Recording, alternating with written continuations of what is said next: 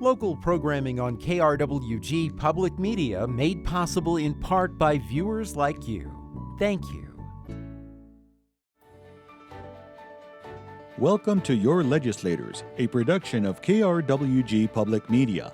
Your Legislators is a public service program providing our viewing audience in southern New Mexico the opportunity to hear about important legislative issues directly from their elected representatives in Santa Fe.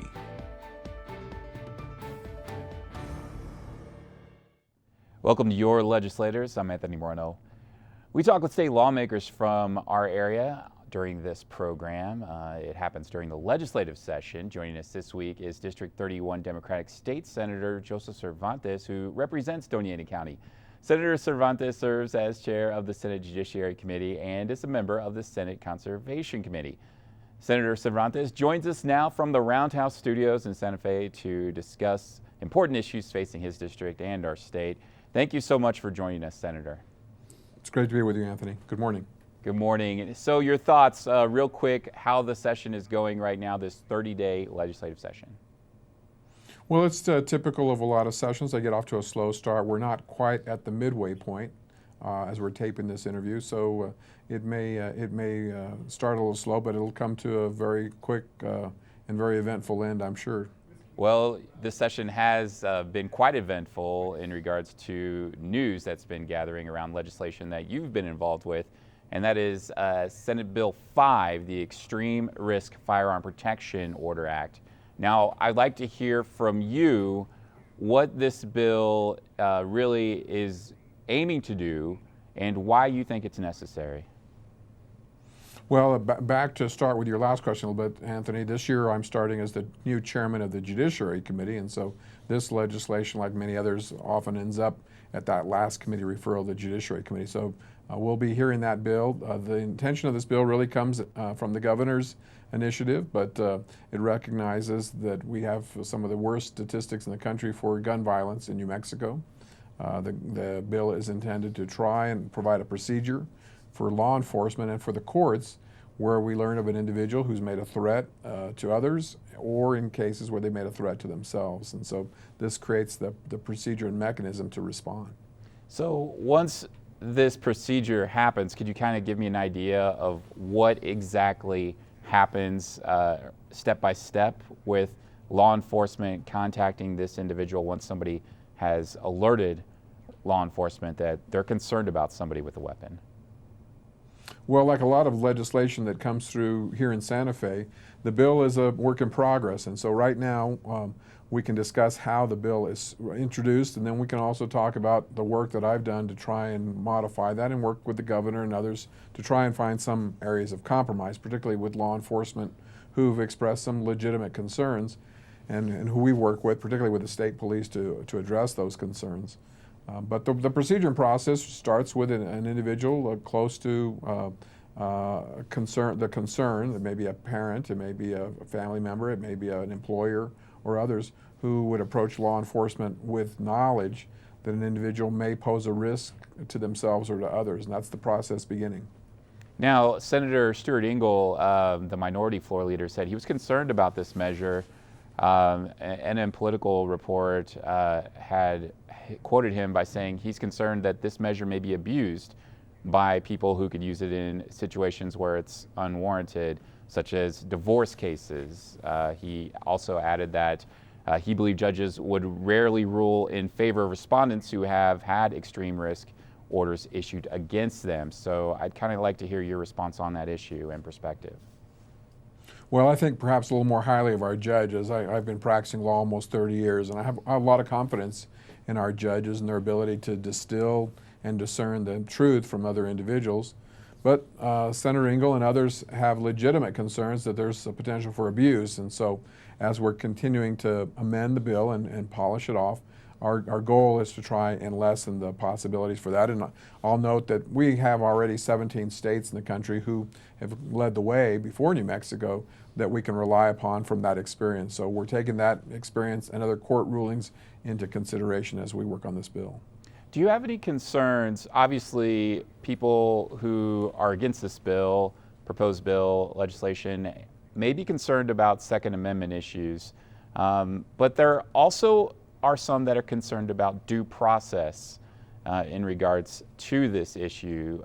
Some critics have said that you take the guns away, then the due process happens, before the due process even happening, before the guns are taken away.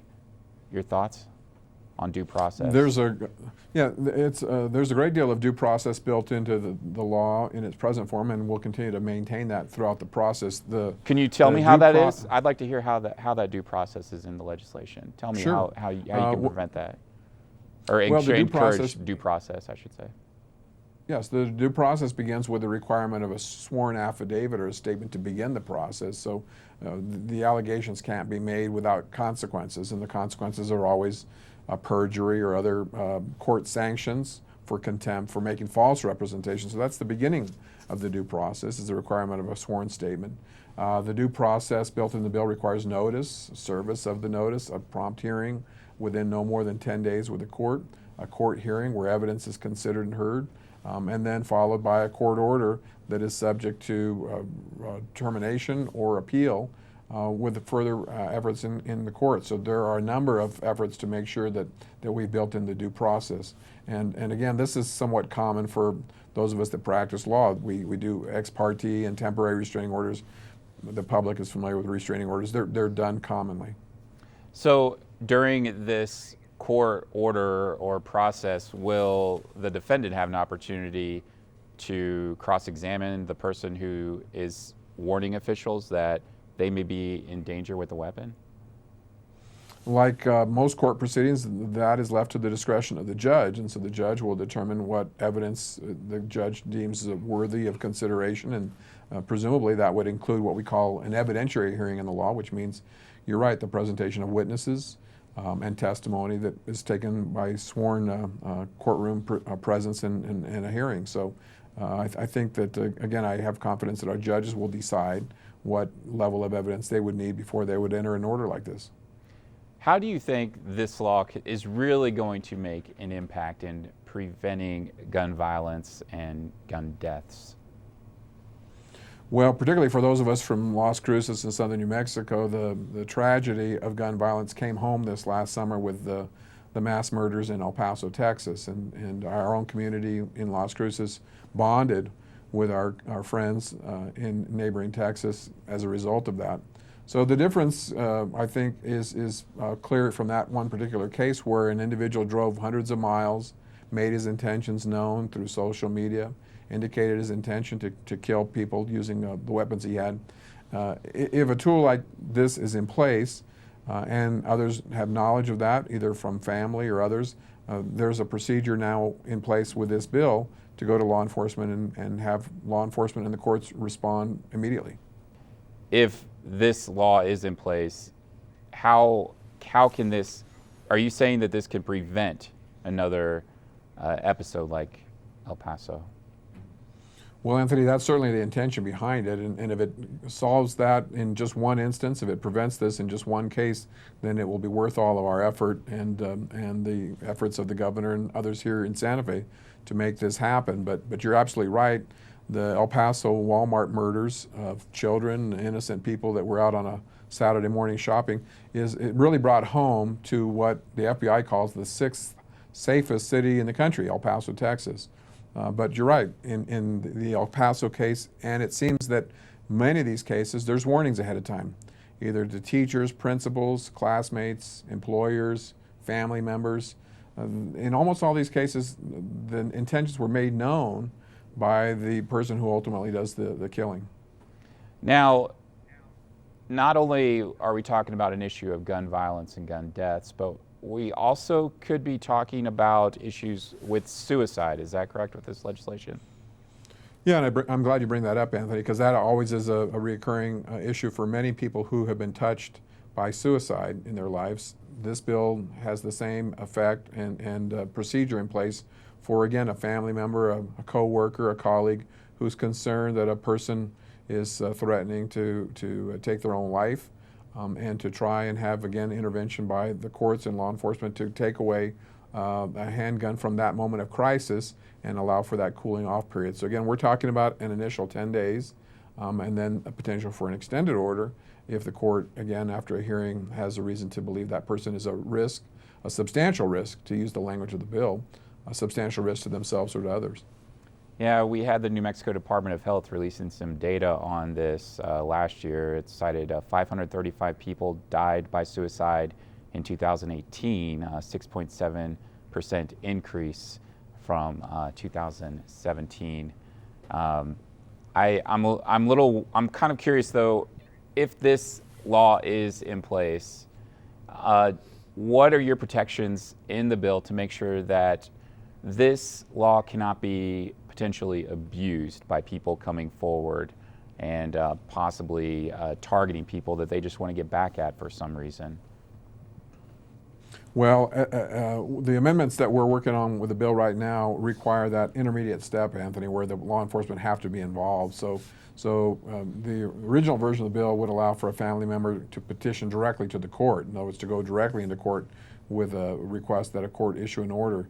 Here, we're going to, at least as we're working through the bill at this stage, we're trying to get the law enforcement involved at the very beginning, so to require that the party who has a concern goes to law enforcement first, and the idea is to eliminate potential for abuse by having law enforcement experienced, trained individuals evaluate the merits of the claim or the allegations and know whether it's a case that deserves a hearing with the courts.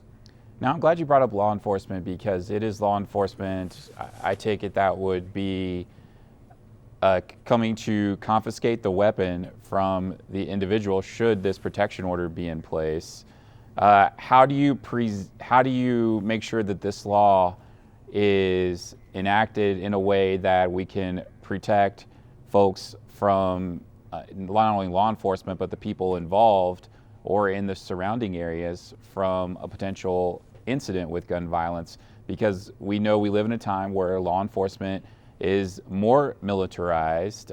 How do they make the right approach to get a weapon from somebody? I've been in ride-alongs with law enforcement. When there's calls that somebody has a gun, that is a very tense and scary situation. Now, how do we ensure that this is a safe process when the gun or weapon is confiscated from the individual that is going to be losing their weapon? How do we create a safe environment with this legislation? Well, in trying to put together the procedure and mechanism here, I've met and spent a considerable amount of time with the state police, who've offered very constructive input and suggestions that we've adopted into the bill to make sure that those concerns are addressed. You're right, this could be a dangerous situation for law enforcement. The goal of the legislation is, first of all, have a neutral place, a courtroom, where individuals have the opportunity to be heard and present that evidence, and again, try to take the tension out of the situation, number one. Number two, if the court finds a basis for doing so, to have the person voluntarily relinquish any firearms that may be a danger to themselves or to others. And so the thinking here is that we wouldn't have to have law enforcement going in and seizing weapons unless, again, an individual defies a court order. The expectation here is most individuals will comply with that order and voluntarily surrender the weapons for a period of time long enough for individuals to cool off. Now, there's obviously, I've mentioned one critic earlier about this legislation. Sheriffs, county sheriffs across the state have voiced their opinions against this legislation. The Doña Ana County Commission recently voted to not endorse this legislation. That was a close vote, 3-2. Now, I'd like to hear kind of your perspective. In your own county, the county commission voted to not endorse this type of legislation. Your thoughts on that? Well, I'm a product of the county commission in Doña Ana. I've served on that before, and I have a lot of respect for my colleagues on the commission, but oftentimes we see city governments, county governments expressing opinions about what Santa Fe should do, and those are important for us to hear from. But the reality is that we've spent hours and hours of testimony, hearings, that those county commissioners and city councilors don't have the benefit of. We have the benefit of a team of attorneys. I have the benefit of 30 years of legal experience. There are things that we have available to us that county commissioners, city councilors may not have available to them, and likely don't have available to them when they reach these conclusions and decisions about trying to offer opinions about what happens in Santa Fe, and oftentimes offering opinions about what Congress in Washington, D.C. should be doing. We have to recognize their input may be missing some of the information that we have available here in Santa Fe. Now, I'd like to hear you, just kind of your real thoughts on how you think this legislation, it's a short session, do you think it's going to be able to be passed during this legislative session, or do you feel like this is something that is just going to have a foundation laid during this session and then will be addressed during a longer session? Well, I've been here a number of years now, Anthony. I don't take on any legislation that I don't intend to pass, and so I presume that the governor asked me to help her and team up with her on this legislation because she's serious about accomplishing this, and I'm the same. I'm not away from Las Cruces, my family, my friends, and my business up here to try and send a message. I'm up here to get things done.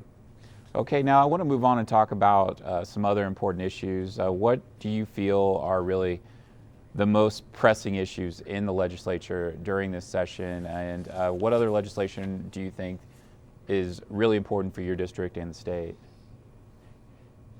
I trust that everyone watching today knows this, but let me make sure that we understand in a 30-day session the principal focus is supposed to be on the budget, and so that's taking a great deal of our energy and attention. Right now there's a proposal to take our state budget up very substantially from where it's been in the past with increased spending, and we have the capacity to do that because of oil and gas revenues, but I remain concerned about doing so only because my goal is to have our economy shift from an oil and gas-based economy to something different, and I realize that's in our future. Right now, our budget is built on about 40% of revenue coming from oil and gas, and so if our goal is to try and address climate change, global warming, and other concerns that are related to carbon fuels, we have to realize that building a budget and a permanent economy that relies on that is unwise in the long term.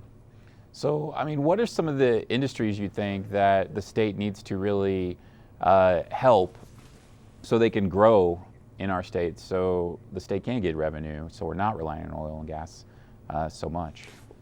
Well, let me back into that by talking about what I think we shouldn't be doing, and then I'll talk about what we should be doing. What we shouldn't be doing is building an economy on the expectation that if we entice businesses with enough money, giving them enough money, paying them millions of dollars to come to New Mexico, that they'll stay here, because the reality is those businesses will equally be enticed to leave New Mexico by another state when a sweeter offer comes along, or when we're unable to continue funding and supporting those businesses. So I think that we need to be looking more to supporting businesses that we know are permanent New Mexico businesses. These are businesses that rely on things like our tourism, to some degree our film industry, which again takes advantage of what is best about New Mexico. Businesses that celebrate our environment, our culture, and most important to me in the district I represent, which includes Santa Teresa and Sunland Park, businesses that rely upon a farm economy and our proximity to the border with Mexico. Those are assets of New Mexico that are never going to go away and other states can't offer. So I think we should be building those businesses that are unique and special to New Mexico and where we know are going to be here generation after generation.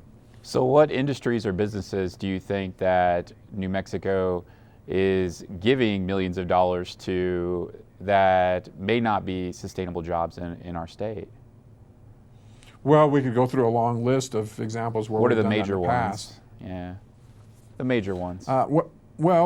This session, obviously one of the topics of discussion is marijuana, cannabis, whatever term folks will choose to use for the drug, and the enticement of that as a builder of the economy. Again, that's a highly speculative idea, a highly speculative notion that we're going to generate great riches and revenues and jobs from that. And other states have realized the same. So I'm not saying that that is not a potential for New Mexico, but it's a speculation that perhaps is not needed when we have other industries and businesses that are here with certainty. We're looking at any number of past examples where we tried to bring businesses here.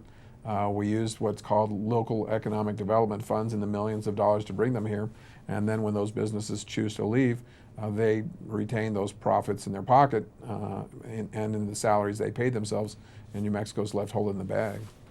Now, I know when you were running for governor, we talked about this a little bit more in depth in regards to the legalization of recreational marijuana in our state. I'd like to hear kind of where you stand on that issue right now. You obviously brought up the point of not throwing a bunch of taxpayer dollars at the industry, but are you for recreational marijuana being legal in New Mexico right now, or what's your thoughts? Where's your stance right now? Well, last night I got the latest version of the bill. It's about 190 pages. It's by far the most complicated legislation I've ever seen in almost 2 decades here in Santa Fe. And what it really comes down to is, do we want to create an industry for marijuana sales in New Mexico?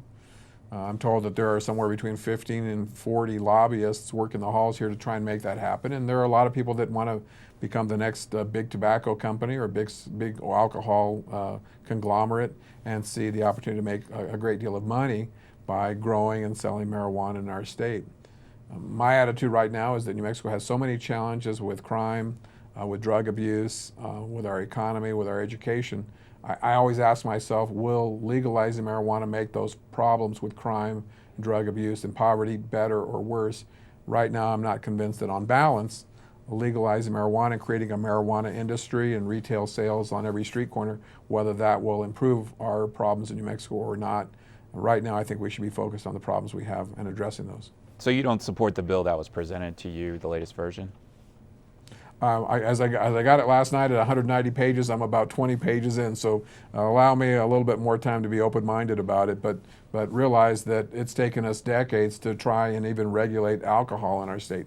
Who can serve it, who can receive it, the hours, the circumstances, the labeling, all of those things are complicated and have taken us a very long time to get there. The notion that we're going to get that done in 2 weeks coming up ahead of us and tackling this complex legislation, I think, is probably overly ambitious.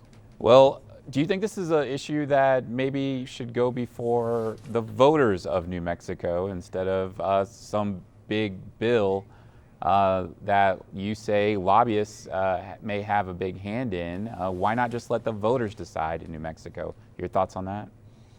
Well, other states have done that by referendum. New Mexico doesn't have a built-in mechanism to do that very easily. But even then, the issue is really not, although it's phrased that way, do you support legal marijuana or not? That's really not the issue for me. The issue for me is how are we going to create the industry and the regulation and the process for doing so. I have no doubt that New Mexico and the other states and eventually the federal government will probably go toward legalizing marijuana. And I'll remind you, Anthony, and others, last year I passed the legislation that decriminalizes marijuana, which now means that the possession of small quantities for individuals is no longer a crime in New Mexico. So I was proud to lead on the decriminalization effort. The issue here now is, do we want to create an industry, as we have with tobacco and alcohol, where it's widely sold and distributed? And how do we do that? How do we go from zero to a full industry in a matter of 2 weeks and one bill in what's taken us many decades to even deal with alcohol and tobacco? And even, frankly, this session, we have legislation that further restricts and curtails tobacco sales and who can sell it and under what circumstances it can be sold and by who. So we're constantly dealing with even tobacco and alcohol issues. That's a changing marketplace. Marijuana won't be any different. But we have people who are prepared or hoping to make a great deal of money off an industry that's in its birthing days. Well, we just have a couple of minutes left, but I do want to talk to you about an important issue. Obviously, you represent a heavily agricultural district, so I'd like to hear your thoughts on really water in New Mexico. Do you feel that we're doing enough in the state right now to be prepared for a warming climate? Well, thanks for bringing up the issue that you know, Anthony, from our experience is dear to my heart. Our farm, our family farm, lies along the Rio Grande River, so I'm reminded constantly about what happens when we don't plan for our future, particularly where southern New Mexico, we see that river dry for 9 months or more out of the year, and that same river runs through Anthony, Sunland Park, and the entirety of the district I represent. So it's a constant reminder to me that global warming, climate change should be at the forefront of our issues, and I don't think we address them enough here in Santa Fe, and that particularly means with regard to water. We're in the middle of some very complicated litigation in the United States Supreme Court with the state of Texas, and we're going to have to resolve these issues with our bordering country, Mexico, with Texas, and here within our state of New Mexico to assure that our economy, our growth, and our future for our children and other generations is preserved and protected. I just have like a minute left, but we have a lot of talk about how much money the state of New Mexico has. Is there any talk about any of that extra revenue being used to perhaps help measure the water we do have? I know there are a lot of folks concerned that they didn't have enough funding to really measure the amount of water and the wells that we have here in our agricultural areas. They had to be strategic about monitoring certain wells. So any word on that? Well, my experience is a little different. My experience is that the farmers and the communities in southern New Mexico have been leaders in the state and have been metering wells for quite some time by requirement, in some cases voluntarily. But now I believe almost all wells, if not all wells, in southern New Mexico are metered. Contrast that with farming communities between Socorro through Albuquerque and north, which none of are not metered, are not subject to the same strict standards that southern New Mexicans are. And so my goal in Santa Fe is to make sure that we have equity across the state and that all of us are working together without the burden being entirely on southern New Mexico when it comes down to water conservation and protecting our environment. Okay. All right. Senators Joseph Cervantes, thank you so much for joining us on Your Legislators. Great to be with you, Anthony. Thank you. And we want to thank you for joining us for Your Legislators. I'm Anthony Moreno. We'll see you next time.